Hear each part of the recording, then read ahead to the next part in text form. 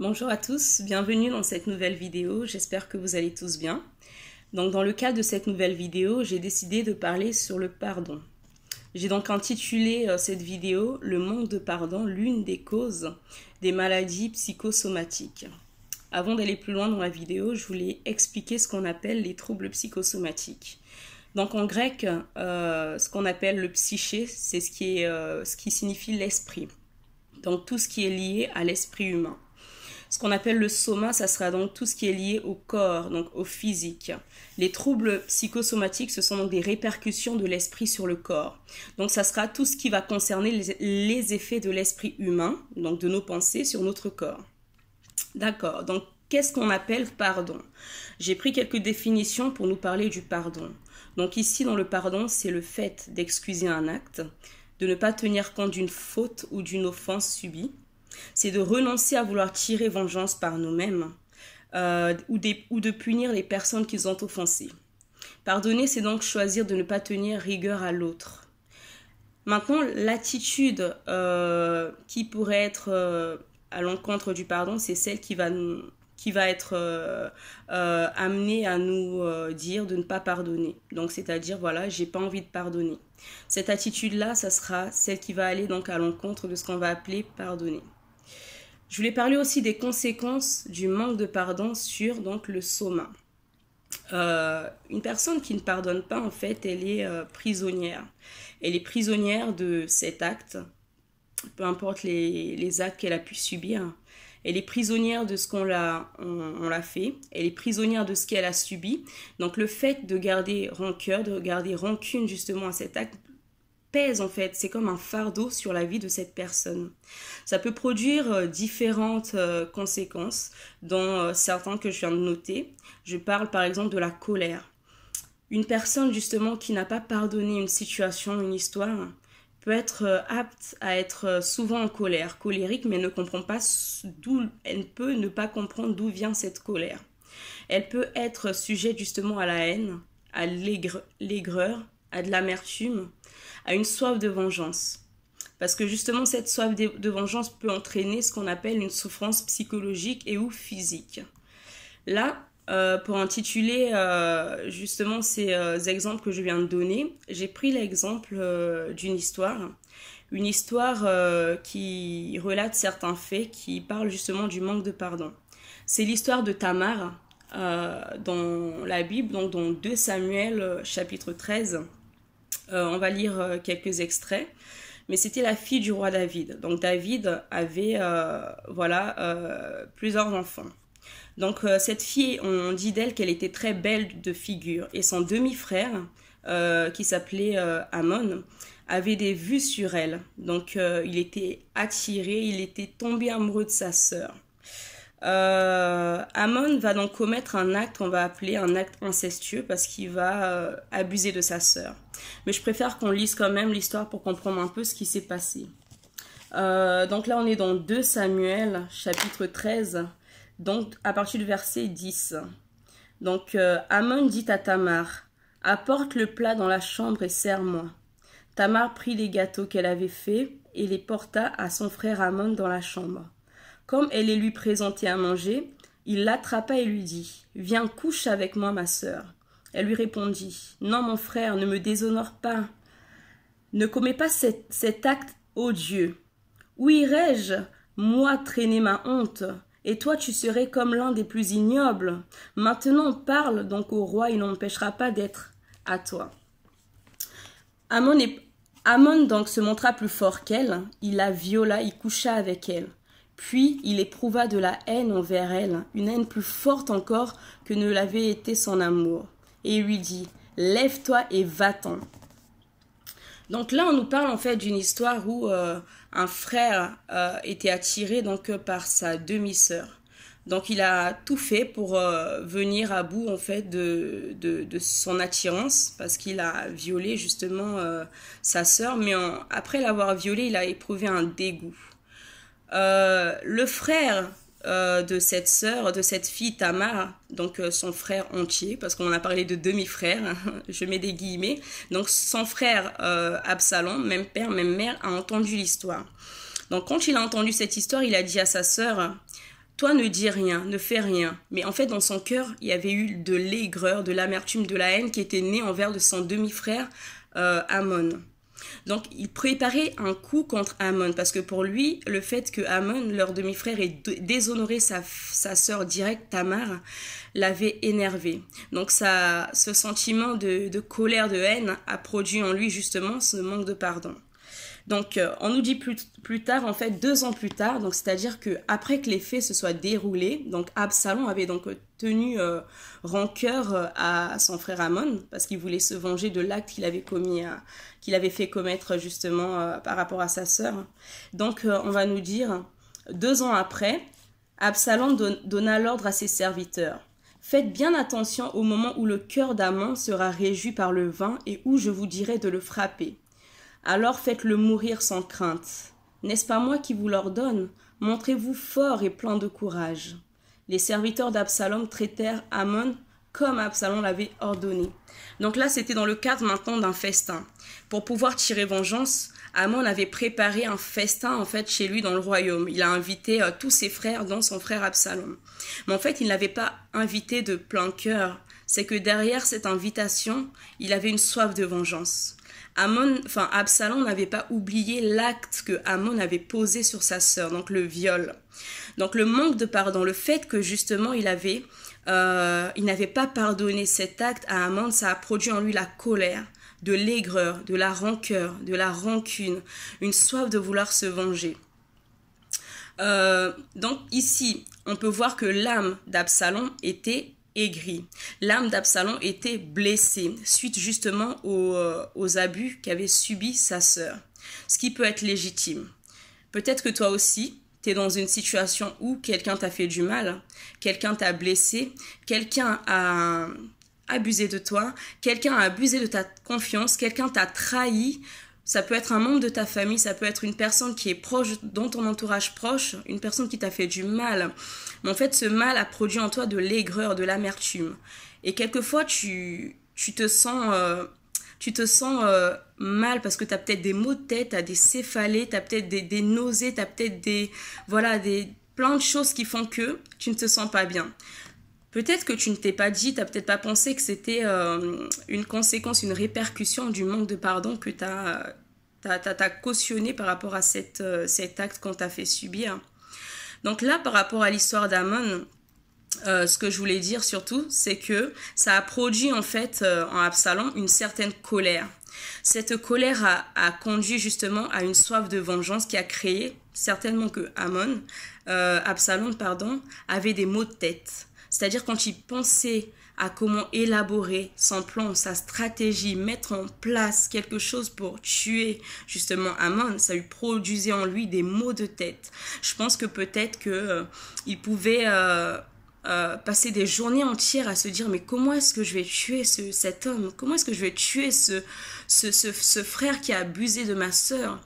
Donc, ça a produit certainement aussi des angoisses chez Absalom qui a cherché à mettre en place des stratégies pour en finir avec son demi-frère. Ici, je fais la distinction entre le frère et le demi-frère parce que pour moi, il n'y a pas forcément de distinction. Pour cette histoire, il est important de savoir que Absalom lui-même, il a fait une distinction parce qu'il s'est dit que son demi-frère, s'il avait été peut-être le frère... même père, même mère de sa sœur Tamar, il n'aurait peut-être pas osé commettre cet acte Amon justement a fait. Ce qui donc serait convenable de dire dans un cadre où on n'arrive pas à pardonner, c'est « je choisis de ne plus entretenir ma souffrance ».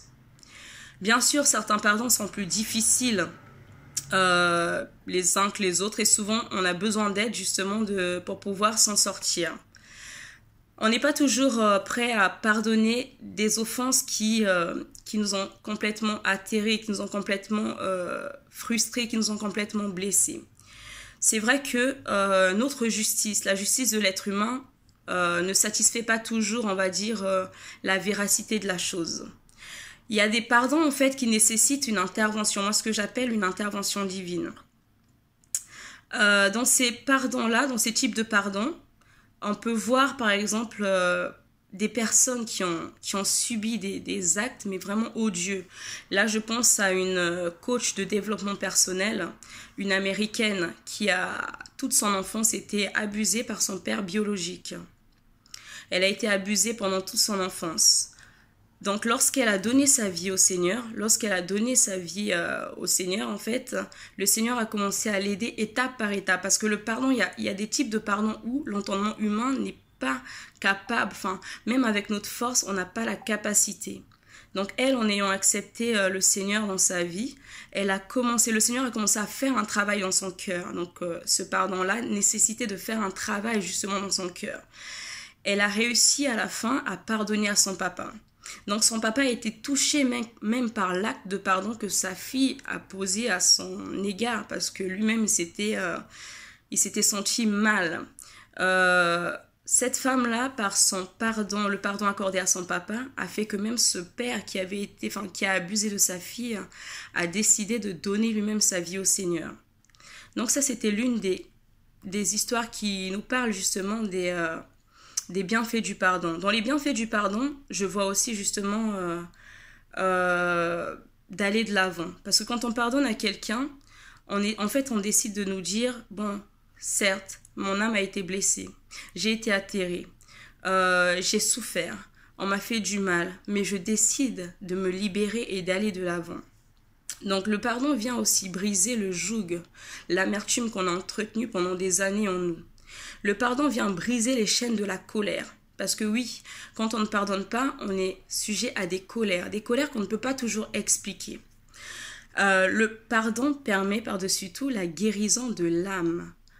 Parce que l'âme, c'est justement cette entité qui collectionne notre vécu personnel. C'est l'entité dans laquelle on a nos émotions, nos sentiments, notre personnalité. Donc c'est elle qui englobe tout cela.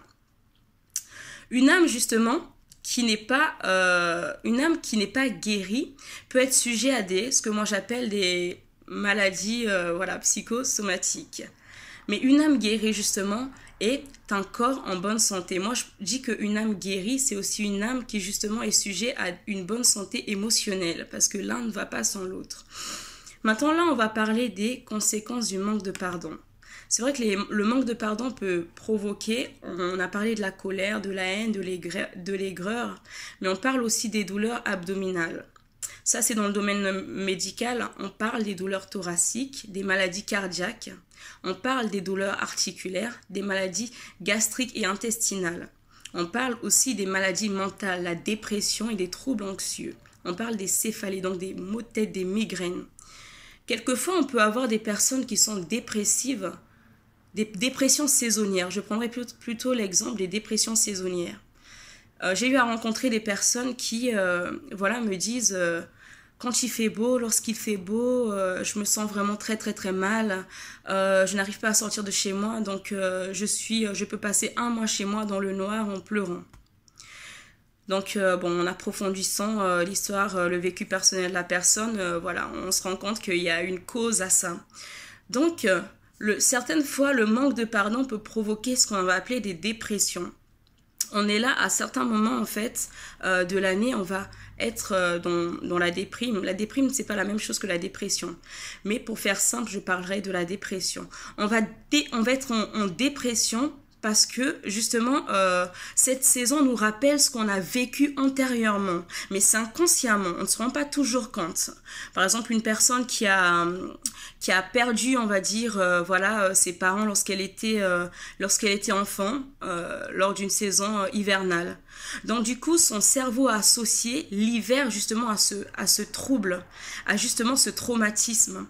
Donc on a certaines dépressions en fait qui viennent en fait rappeler des vécus, des choses qu'on a vécues antérieurement qu'on ne peut pas toujours expliquer. Donc ça aussi, ça peut être des causes justement du manque de pardon.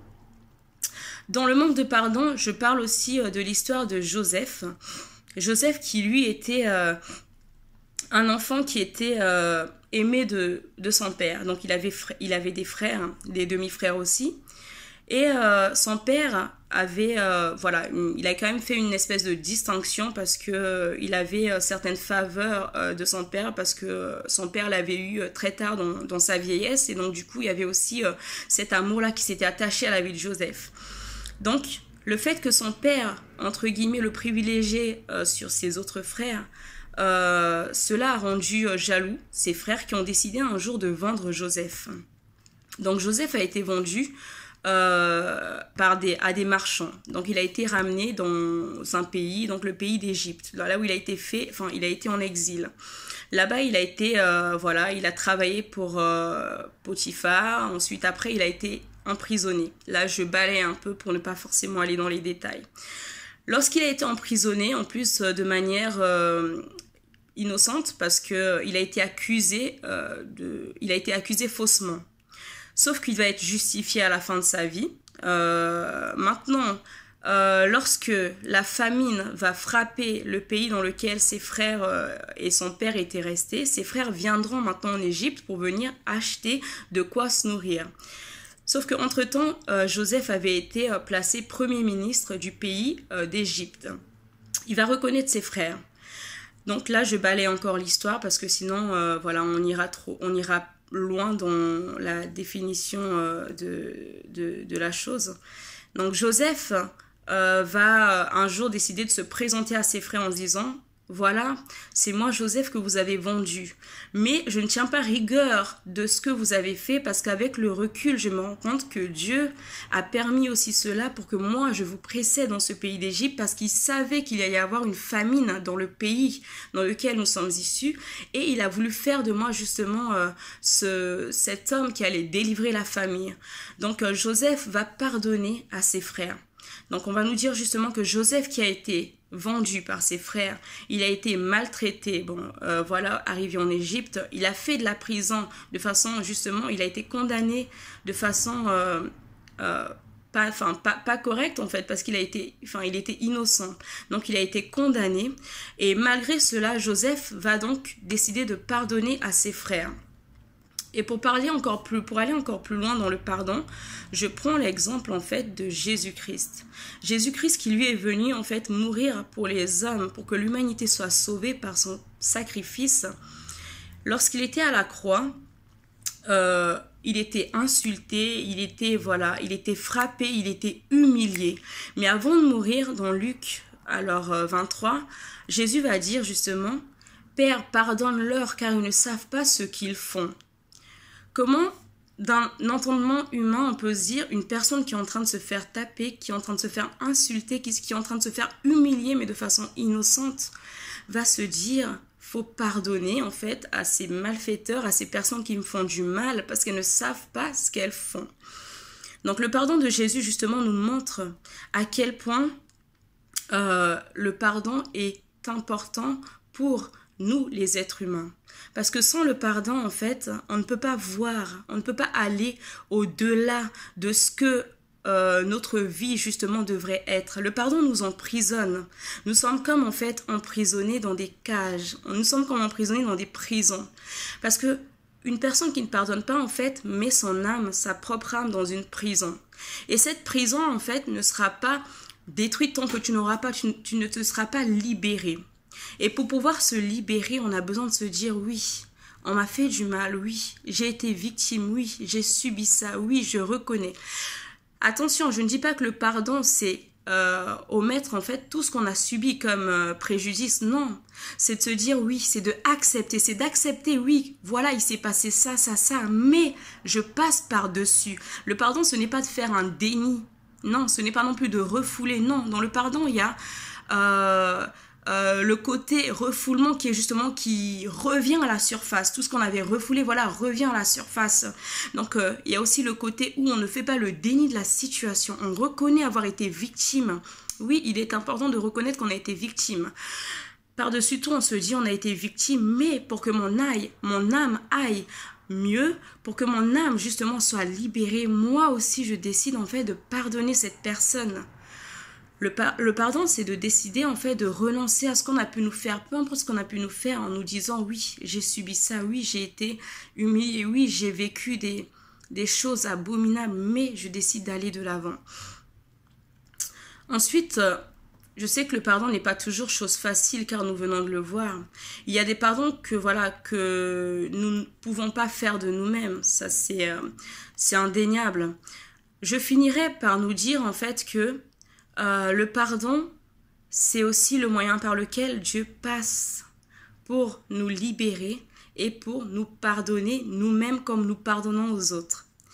Dans la prière en fait de Luc, chapitre 11, verset 4, les disciples demandaient à Jésus, « Est-ce que tu peux nous apprendre à prier ?» Jésus va leur faire une prière, donc la prière du Notre Père. Donc au verset 4, il va nous dire, « Pardonne-nous aussi comme nous pardonnons à ceux qui nous ont offensés. » On a vu que l'offense, c'est ce qu'on a pu subir, c'est le mal qu'on a pu nous faire. Donc, le pardon, Dieu nous pardonne en fait à la mesure de ce que nous pardonnons aux autres. Donc, le degré du pardon que Dieu va t'accorder dépendra du degré du pardon que toi tu accordes aussi aux autres. En fait, Dieu dans son amour, il nous a pardonné, nous qui étions autrefois pécheurs, nous qui sommes même encore pour certains dans le péché, dans des choses en fait qui ne glorifient pas Dieu. Mais Dieu en fait a donné justement Jésus pour venir nous pardonner de tout cela. Il dit qu'à tous ceux qui reçoivent Jésus, Dieu efface les transgressions, peu importe ce que tu as pu faire. Même si tu as été dans ce qu'on appelle le péché qui peut te condamner, que le monde va te condamner, des choses vraiment que les gens vont te condamner. Dieu nous dit que l'acte que Jésus a posé sur la croix, il est mort pour que nous, en fait, qui étions pécheurs, qui sommes même pécheurs, nous puissions être pardonnés devant Dieu. Le pardon de Dieu nous permet d'être justifiés. Le pardon de Dieu, en fait, ne prend plus en compte ce que nous avons été autrefois. Le pardon de Dieu nous voit maintenant comme des personnes nouvelles, des personnes qui ont été justifiées, des personnes qui ont été lavées, des personnes qui ont été justement pardonnées.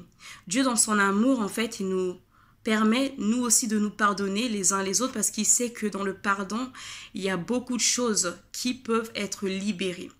Comme on l'a vu précédemment, sans le pardon, il y a la blessure de l'âme qui est là. La blessure de l'âme nous conduit à faire des choses, des choix aussi qui ne sont pas toujours adéquates. Parce qu'une âme qui est troublée, une âme qui est perturbée, c'est une âme qui sera sujette à faire beaucoup de choses, qui ne seront pas toujours des choses qui vont dans le sens de la raison.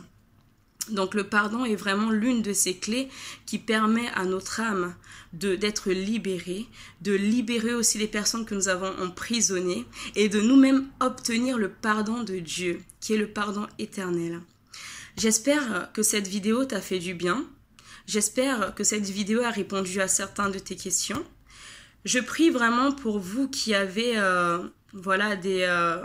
des blessures encore dans votre âme qui sont dues au manque de pardon. Peut-être que vous ne le saviez pas. Peut-être que cette vidéo a permis d'éclairer aussi certaines zones d'ombre. J'aimerais vous dire que le pardon est possible. En tout cas, là où c'est impossible pour toi, ce pardon-là est possible pour Dieu. Il y a des situations qu'on ne peut pas pardonner par nous-mêmes parce ça va au-delà de notre entendement et au-delà de notre force. Mais je prie vraiment que le Seigneur puisse toucher vos cœurs, à vous qui regardez cette vidéo. Qu'à travers cette vidéo qui touche les cœurs blessés, qui touche les cœurs qui n'ont pas encore pu pardonner, qui touche les âmes qui sont encore blessées, les âmes qui ont emprisonné des gens, des âmes qui ont emprisonné d'autres personnes, peut-être les membres de votre famille, peut-être votre entourage, peut-être même votre ex. Oui, parce que souvent, c'est aussi une histoire d'amour, une histoire sentimentale dans laquelle on a souffert, on a été humilié, on a été brisé, on a du mal à pardonner, donc on fait tout pour se venger. Sache que ta vengeance ne justifie pas, en fait, la justice de Dieu. La Bible nous dit justement que la vengeance de l'homme ne satisfait pas la justice de Dieu. Donc, il faut laisser Dieu se charger de certaines choses. Donne à Dieu ton cœur et il réussira à te donner justement ce pardon qui est encore impossible de ton côté de faire. Donc je prie réellement que l'Esprit de Dieu te visite, que l'Esprit de Dieu t'aide à pardonner, à libérer, à te libérer de ces histoires qui t'ont marqué, qui t'ont blessé et te dire que oui, tu as été victime. Oui, tu as souffert. Oui, t'as été humilié. Oui, on t'a fait du mal. Mais que oui, tu mérites de vivre autrement. Oui, tu mérites que ta vie prenne une autre tournure. Parce que ces personnes, quelquefois, les personnes dont toi tu vas enfermer dans ton cœur, peut-être qu'elles ont refait leur vie. Peut-être qu'elles ne se rendent même plus compte de ce qu'elles ont fait. Mais même si elles se rendaient compte de ce qu'elles ont fait et qu'elles ne viennent pas forcément s'excuser auprès de toi, toi, décide de pardonner. Dis oui, je pardonne. Ne serait-ce que par rapport à toi-même, pour ne pas te sentir prisonnière. Parce qu'on a vu que le manque de pardon, justement, pouvait te faire naître en nous des troubles psychosomatiques dont on n'a pas toujours conscience. Donc je vous souhaite une bonne journée. Je prie réellement que le Seigneur puisse libérer certaines personnes qui sont encore captives du non-pardon. Je vous dis à bientôt pour une prochaine vidéo. Soyez bénis et bonne journée à tout le monde.